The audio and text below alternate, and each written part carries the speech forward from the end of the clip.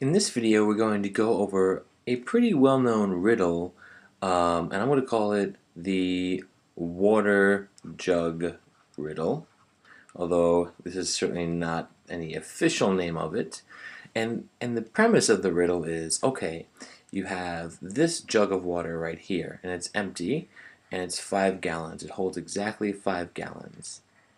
And this jug down here holds exactly 3 gallons. The question is, if you have a hose, right, with an unlimited supply of water coming from that hose, you can take as much as you want. How do you measure out exactly 4 gallons? What do you do? And you know, one premise of the riddle is that the 4 gallons can go into a separate bucket or whatever you want. And we'll say that there's a bucket over here, and your goal is to fill this bucket with 4 gallons. How would we say that? The trick is, of course, that it has to be exactly 4 and it can't be even slightly off. So the question is, what do we do? And furthermore, are there more efficient ways to do it and less efficient ways to do it? And if so, what is the most efficient way? So in this video, I'm going to try and show you the most efficient way I know of getting exactly 4 gallons from these two jugs.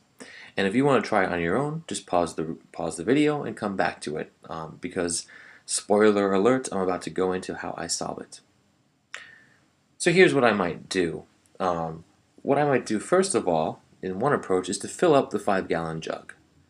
And I fill it up all the way, and then I pour that into the 3-gallon jug. I fill this 3-gallon jug up with all the water that's in the 5-gallon jug. Well, what happens then? Well, that means that there will be 2 gallons left in the 5-gallon jug, right? Because the other 3 gallons from it are in the 3-gallon jug. So first I would fill the 5-gallon jug. I would empty the 5, I'll call it, into the 3-gallon jug.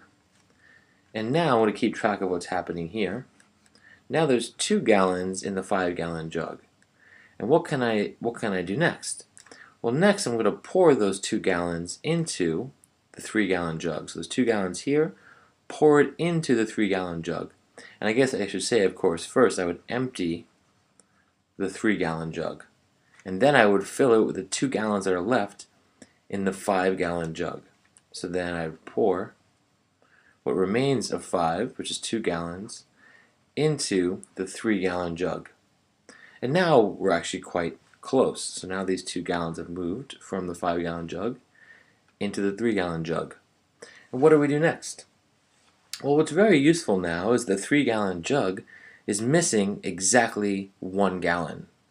So if you think about 1 and 5 and 4, what we can do is fill up the 5-gallon jug all the way, right? Fill this jug up.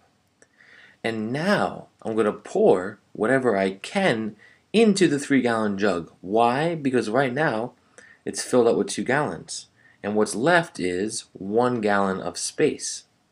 So if I fill up the 5-gallon jug and I pour it into the 3, it will fill up that 1 gallon. And the 5 gallons that were originally in the jug here will now only be 4. And I get exactly what I need to pour into the 4-gallon jug over here. Or the bucket of water, I should say. If it was exactly 4 gallons, then this riddle would be easy, right? You just fill this barrel up.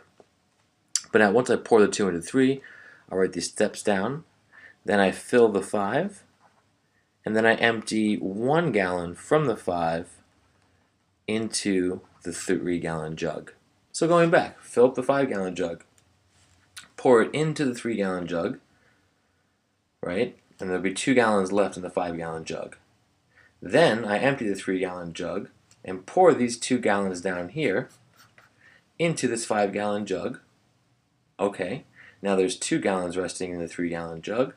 I refill up the 5-gallon jug all the way now. And I pour exactly 1 gallon into the 3-gallon jug, which is what's remaining, and the 4 gallons are remaining here in this jug, the larger one on the left. Now there's another way to solve it, but I think it takes more steps. So I like this solution. But I suggest you try other ways of getting 4 gallons and seeing, is this way the most efficient? Alright, hope you enjoyed.